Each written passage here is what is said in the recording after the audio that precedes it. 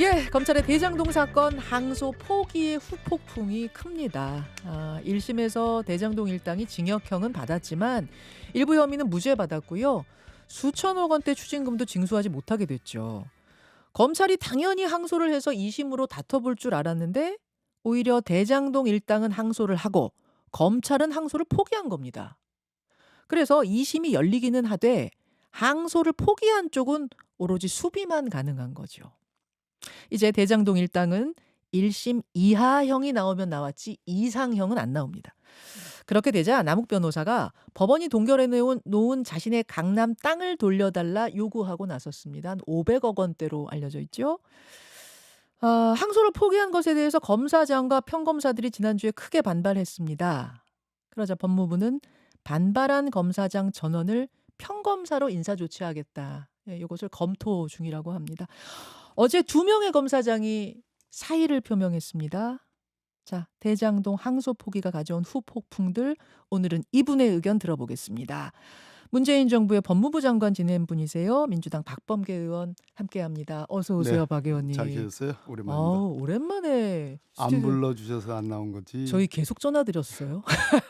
아무튼 요 얘기는 나중에 하도록 하고 어제요 네. 한동훈 전 대표가 박범계 의원님께 공개 토론을 제안을 했습니다. 예, 제가 그대로 좀 읽을게요. 불편하실 수는 있는데 예, 박범계 의원 아무 말 대잔치 그만하시고 공개 토론하자. 예, 주제는 대장동 항소 포기 관련해서겠죠? 예. 이 제안 혹시 받아들이실 의향 있습니까? 제가 페이스북에다 썼습니다. 그 일요일 날 그 공중파 방송에서도 1부 하시고 내가 2부 했는데 네. 거기서 들을 만한 게 하나도 없었습니다. 그러니까 항소 포기가 잘못 옳으냐 그러냐를 따지려면 이번 판결문의 내용에 대해서 얘기를 해야 되는데 한동훈 전 대표는 판결문에 대해서 내용한 게 거의 없습니다. 보시면 알 겁니다. 내용을 아는 게 없다고요? 얘기한 것도 없습니다. 그래서 음. 제가 한 7, 8개를 딱 요점이라고 해가지고 페이스북에다가 이거에 대해서 당신은 얘기가 없다, 말이 없다, 즉 판결문 읽지 않았다, 관심은 거기에 있지 않다, 그리고 태도가 문제다. 소위 말해서 뭐 쪼다, 또 뭐 개 XX 뭐 이런 것을 공개적으로 표현하는 그러한 어떤 그 토론 태도 그에 대해서는 내가 응할 생각이 없다. 다만 판결문의 내용에 대해서 네. 그렇게 항소 포기에 대해서 진짜 뭐 굉장히 화가 난 것처럼 얘기하니 제가 보기에는 정치적인 건데 그 판결문의 내용에 대해서 조목조목 제 질문에 답을 하면 오늘 얘기도 하겠습니다. 예. 뭐 얘기할 수도 있는 거죠. 오늘 질문을 던질 테니 거기에 대해서 조목조목 답을 할 생각이 있다고 하면 토론 응하시겠다 그 말씀이세요? 태도도 바꾸고 태도도 바꾸고 그 깐족거리는 태도 좀 바꿨습니다. 조목 웃으시잖아요. 조목 그 표현이 재밌어서 조목조목 답할 생각이 있다고 하면 토론에 응하실 수도 있다. 박 의원님, 이 자리가 토론하기 굉장히 좀 마주보고 예. 하시기 좋은 자리여서 예. 저희가 두 분이 오케이 하시면 언제든지 생방송 시간을 예. 내겠습니다. 답변을 저희에게 주시면 될 것 같고요. 태도가 안 바뀔 것 같아요. 태도가 안 아까 바뀔 것 우리 같다고요. 제가 존경하는 예. 우리 김현재 앵커께서 네. 수비만 가능하다 이거는 예. 아닙니다. 그래요? 형량이 바뀌지 않는다. 즉 분리 변경 예. 금지 원칙이 적용돼서 예. 지금 형량은 굉장히 높은 형이에요. 8년형이니까. 예. 형량이 바뀌지 않는다는 것일 뿐이지 심판의 대상 자체는 변함이 없습니다. 얼마든지 그 범죄 수익과 관련된 뭐 얘기라든지 또는 뭐 말 그대로 대장동의 본질이 뭐냐라는 것에 대해서 얼마든지 검사와 피고인들 간에 뭐 공방은 할 수 있죠. 공방이 가능하기 때문에 제가 실체 말씀한 진술이- 드리는 수비만 할 수 있다는 건 바로 그 부분. 형량이죠? 형량을 더 이상 예, 이 이상은 어떻게 해도 예. 2심에서 가지 않는다. 그 얘기를 예. 이제 드린 거고요. 예. 아까 전에 그러셨어요. 한동훈 전 대표가 지금 뭐 박 의원님 비롯해서 조국, 추미애, 정성호 장관까지 줄줄이 토론을 지금 제안하고 있는데 다른 데 관심이 있는 것 같다? 이게 네. 다른 뭐 의도가 있다고 보시는 거예요? 저는 이번 항소 포기 논란 그리고 검사들의 집단 항명의 본질이 소위 검찰주의자들의 망동이라고 보는 사람입니다. 검찰주의라는 표현은 과거에도 많이 있었지만 그것이 정치 사회적인 의미로 등장한 것은 윤석열이라는 소위 검찰의 수장을 했던 사람이 일약 대통령이 되는 그런 과정, 그리고 한동훈 전 장관이 이렇게 표현했더라고요. 제가 법무부 장관 할 때 그 1차 수사팀이 예. 벼락 출세한 사람들이라고 얘기를 했거든요. 음. 한동훈 자신은 1억 천금을 받은 사람입니다. 어. 윤석열이 집권함으로써 어허. 소위 검찰주의자들의 수장으로서 그것을 철저하게 정치적으로 이용해서 법무부 장관이 됐고, 소위 검찰을 이용해서 무슨 뭐 나라를 뭐 제대로 세우고 뭐 수사를 제대로 하고 마약을 어떻게 해가지고 일약 스타가 됐고, 그래서 급기야는 집권당의 대표가 됐지 않습니까? 예. 그 이후의 과정은 또 어땠습니까? 음. 뭐 우리로서는 다행이라는 생각이 들지만 국민의힘에서 볼 때는 배신자이거든요. 윤석열 입장에서 뭐 진짜 총으로 쏴 죽이고 싶다라는 그런 표현이 제가 감정을 표현하는 게 아니라 실제로 있었던 내용 아니겠습니까? 그 말했다는 거죠. 그런 측면에서 한치도 반성하지 않고 있고, 그런 찰나에 저는 이번에 소위 검찰 공소유지팀이 강백신 부장이 이끄는 공소유지팀입니다. 네. 우리 정부는 그 공소유지팀을 바꾸지 않았습니다. 음. 1심 결론을 받았습니다. 음. 우린 정당하게 그렇게 받았습니다. 그러고 나서 한동훈 씨가 말 그대로 저는 항소 포기할 것이다, 항소하지 않을 것이다라는 것을 사전에 미리 알았지 않느냐 하는 의심을 갖고 있습니다. 그렇기 때문에 그 폭풍 말 그대로 SNS를 한 거예요. 그 시간도 앞뒤를 따져보면 결국은 내통하고 있었다라는 의심을 하지 않을 수가 없는 거예요. 그런 측면에서 검찰의 소위 검찰주의자들의 수장이었고, 그것을 힘을 이용해 가지고 지금까지 한동훈이라는 정치 생명을 키워왔고, 지금 가물가물 꺼지는, 네. 진짜 촛불처럼 가물가물 꺼지는 상황에서 야, 이 이슈 잘 됐다, 나라의 민생과 경제에 대해서는 관심도 없고 이거 잘 됐다, 검사들을 준동시켜 가지고 이 이슈를, 전국의 이슈를 급변시켜야 되겠다, 그래서 자신의 존재감을 키워야 되겠다라는 그 생각 이상도 이하도 아니다라는 얘기를 제가 분명히 말씀드립니다. 아니, 그렇기 때문에 토론하기가 싫습니다. 예. 저도 토론하고 싶어요. 예. 아니, 가물가물 꺼진다고까지 표현하기에는 한동훈 전 대표 굉장히 지지하는 분들도 많고. 있겠죠. 그 정도야 있죠. 아니, 아, 김현정 앵커님, 그래요. 예, 예. 전들 지지하는 사람이 꽤 있지 않겠습니까? 아니, 많으시죠, 박 의원님도. 예, 한 그 집권 여당의 넘버 2였습니다. 한때는 윤석열 대통령과 겨눴습니다. 그렇잖아요. 예. 그런 사람입니다. 근데 뭐 당연히 그래서 제가 꺼졌다고는 안 하지 않습니까? 아니, 저는 자, 사실은 우리 대장동 판결에 대해서 얘기합시다. 예. 어쨌든 두 분이 뭐 박 의원님도 태도를, 한동훈 전 대표께서 좀 태도를 바꿔주시면 하실 의향이 있다고 하셨으니까, 저도 이런 이야기들을 저를 향해서 두 분이 서로 하시는 거 말고 두 분이 마주 보면서 한번 좀 토론해 보시기를 추천드리고요. 본론으로 가겠습니다. 그러시죠?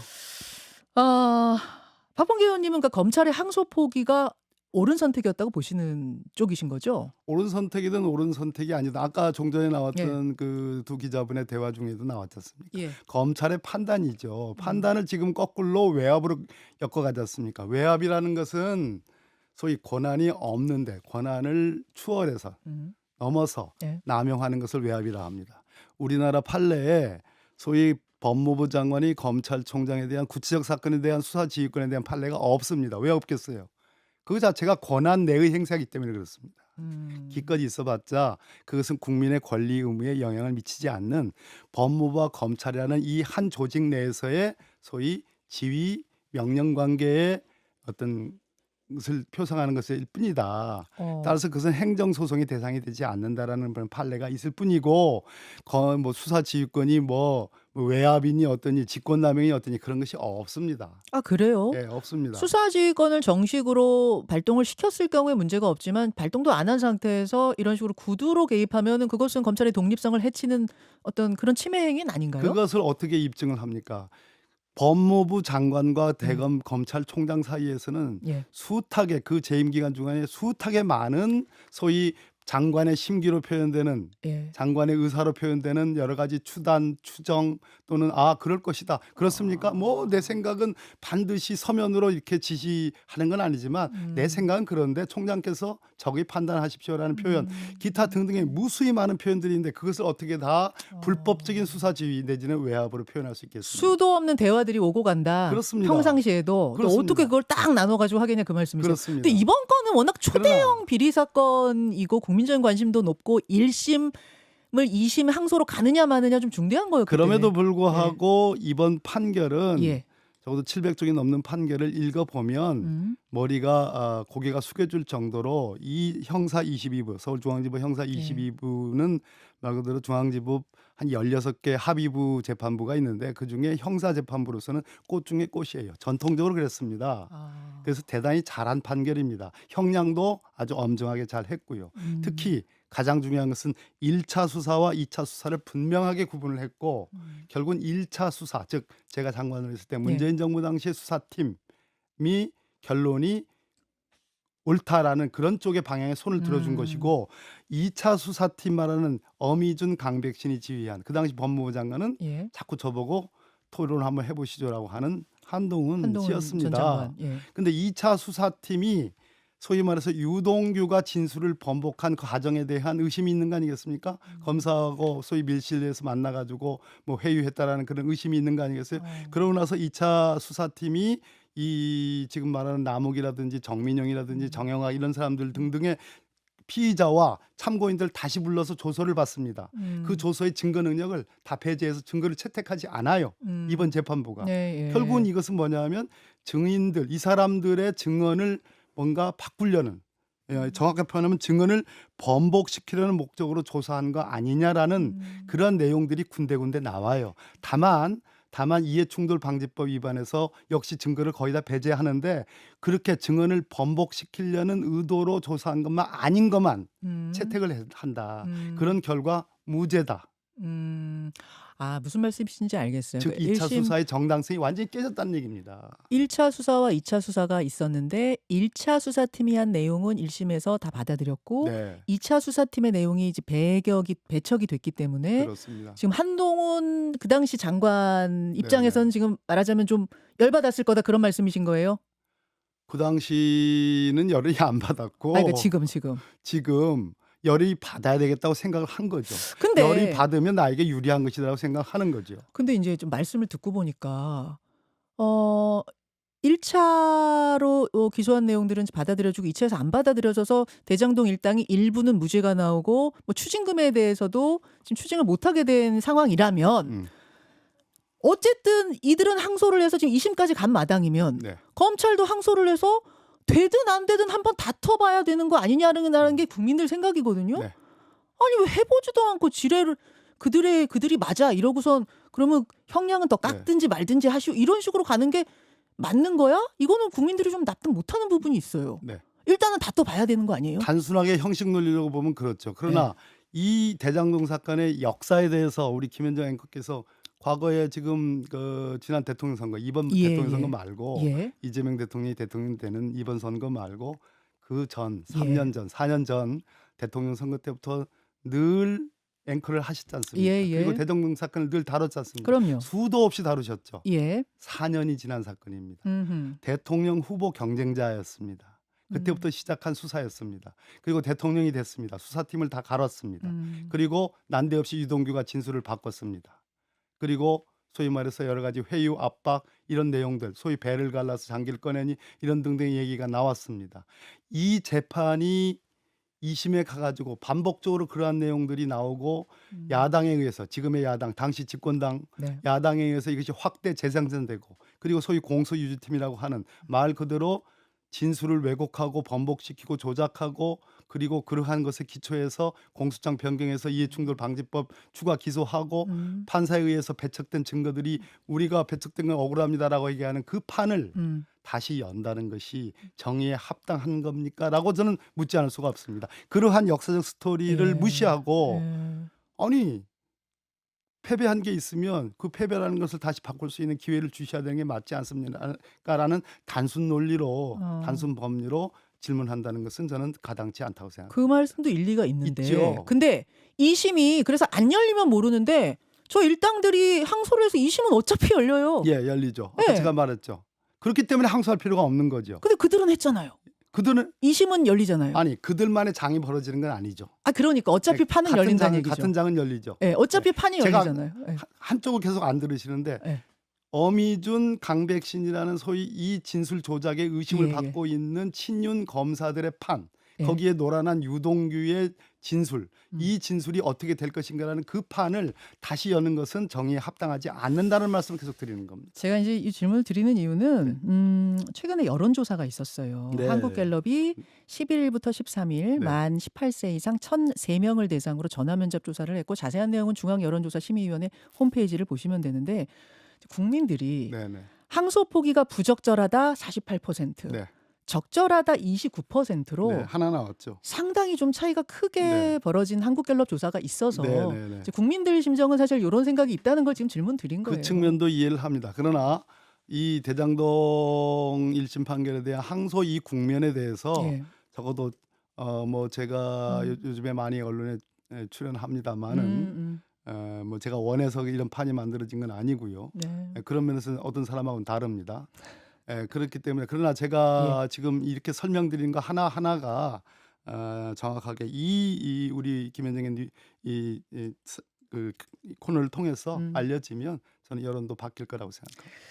그 이제 항소 포기에 대해서 반발해서 검찰총장 대행에게 설명을 요구한 검사장들이 있었습니다. 18명이죠. 전국의 검사장 중에 임은정, 김태훈 검사장 2명만 빼고는 다 여기에 동참했었는데 이들에 대해서 법무부가 평검사로 인사 조치를 검토하고 있습니다. 그러니까 항명을 했다는 거죠. 공무원인데 항명을 했다. 국가공무원법 위반 부분에 대해서는 수사도 하고 직무감찰도 한다고 하는데요. 이거는 전직 법무부 장관으로서는 어떻게 보시는지요? 박재혁 검사장이라고 있어요. 사표 냈더라고요. 음. 제가 박재혁 검사장을 차장검사로 승진 인사를 한 사람입니다. 아, 어제 사표 낸 그분이요. 예, 예. 이 주동한 3인방 중에 한 예. 사람이죠. 이 사람은 친윤 검사가 아닙니다. 음. 왜 승진을 시켰느냐? 친윤이 아님에도 불구하고 특수부가 아님에도 불구하고 즉 공판과 일반 형사부의 대표격인 아주 성실하게 음. 검찰을 원하는 우리가 국민들이 원하는 상을 구현한 검사다는 그런 판단으로 승진을 시켰습니다. 음. 근데 윤석열 정권 3년이 지나고 버렸습니다. 사람이. 아, 살 바뀌었어요? 예. 제가 그래서 법사위에서 지적을 한 바가 있습니다. 그러더니 이번에 이렇게 주동을 했습니다. 자, 검찰주의의 특성이 있습니다. 모두가 다 검찰주의자는 아닙니다. 그러나 검사 전부를 다 검찰주의로 포섭을 하지요. 포섭을 하죠. 다 어떤 모든 검사다라고 해서 검찰주의자가 되는 건 아니에요. 그중에서는 검찰주의는 예. 우리 검찰이 극복해야 될 과제라고 얘기하는 검사도 간혹 있습니다. 음. 그런데 이 검찰주의자들의 수장은 어떻게 예. 얘기합니까? 니들은 벼락 출세한 사람들이야. 같은 검사입니다. 예. 1차 수사팀이 있습니다. 2차 수사팀은 당연히 1차 수사팀의 의견을 물었어야 됩니다. 묻지 않았지 않습니까? 정용환 부장검사가 그런 얘기 했습니다. 아니 우리가 수사 거의 다 했고 이번 판결이 사실상 1차 수사의 결과와 비슷한데 니네도 수사 2차 수사 결과는 깨졌다. 그러면 이걸 항소할지 여부를 우리한테 물었어야 되는 거 아니냐라는 얘기를 했습니다. 한동훈 전 장관이 뭐라고 얘기했습니까? 그 사람들 벼락 출세한 사람이다. 이렇게 폄하합니다. 검찰주의의 특성입니다. 왜 박재혁 검사장이 본인이 총대를 메고 항소 포기에 대해서 항명을 하고 사표까지 냅니까? 왜 그 당시 모든 검사들을 표상하는 평범한 검사를 표상하는 정말 공익의 봉사자로서 왜 그러한 길을 가지 못합니까? 왜 같이 준동해서 왜 이러한 길을 갑니까? 그것이 검찰주의의 특성입니다. 검찰주의의 특성대로 움직이는 것이다. 그렇습니다. 예전에 보던 그 사람이 아니다. 바뀌었다. 근데 지금 항명이란 표현 쓰셨는데 항명이라고 하면은 명령이 있어서 거기에 불복종했다는 이야기가 돼야 되는데 이제 이 검사분들의 얘기는 왜 항소 포기를 한 건지 설명해 달라고 검찰총장 대행한테 요청한 거지 무슨 명령이 내려져서 거기에 대해 불복종한 게 아니다라는 입장이거든요. 그건 어떻게 보세요? 아니죠. 이 항명의 집단 조직적 항명의 그 베이스 기본은 예. 기초는 왜 검찰청을 폐지하느냐, 왜 수사권을 뺏어가려는 하느냐, 거기에 대한 반발이죠. 거기까지 궁극적으로. 넘어가는 거예요? 항소 거기까지 포기가 가는 아니라? 거죠. 노만석 대행이 소위 그 마지막 고별 인사할 때 예. 국민이란 말 하나도 없습니다. 국민에게 참으로 민망합니다. 대한민국 수사의 주재자로서 검찰의 기대가 국민들이 있을 텐데 나는 실망을 했겠지만 있을 텐데 미안합니다라는 말 한마디 없어요. 오로지 자기 식구들, 자기 검찰 조직에 대한 걱정, 그것은 지금 물으신 것처럼 징계, 감찰 이런 거 중단해 주십시오. 그리고 보안 수사권 유지해 주십시오라는 얘기밖에 안 했어요. 그러면 이 인사 조치는 그대로 이루어져야 된다고 보십니까? 저는 제가 박지혁이라는 이 사람 제가 높이 평가한 사람입니다. 예, 30초 남았습니다. 예. 그러나 옥석을 가려서 그 주동자에 대해서는 분명한 저는 감찰과 그 감찰의 결과에 따른 징계가 있어야 된다고 생각합니다. 검사 파면법도 그대로 검사 파면법은 소급하는 게 아니에요. 그리고 일반 공무원과 검사가 뭐가 다릅니까? 그건 동등하게 파면이라는 걸 제외해 줄 이유가 없습니다. 그것은 그대로 가야 됩니다. 공포 정치라는 말도 나오는데 공포스러워요. 제가 한번 예. 제가 정말로 저는 안 공포스러워요. 안 저한테 공포스러워요. 여쭤볼 건 없고요. 이제 안 공포스러워요. 지금 뭐 공무원들에 대한 뭐 이런 것들에 대한 얘기인 것 같아요. 군인들을 네. 그 야밤중에 보는 거와 이 정도의 말의 성찬, 논란 그리고 이런 논쟁을 하는 거는 다른 차원이죠. 알겠습니다. 공포스러워할 이유가 없습니다. 여기까지 박범계 의원님 고맙습니다. 감사합니다. 김현정의 뉴스쇼는 시청자 여러분의 참여를 기다립니다. 구독과 좋아요, 댓글 잊지 않으셨죠? 알림 설정을 해두시면 평일 아침 7시 10분 실시간 라이브도 참여하실 수 있습니다.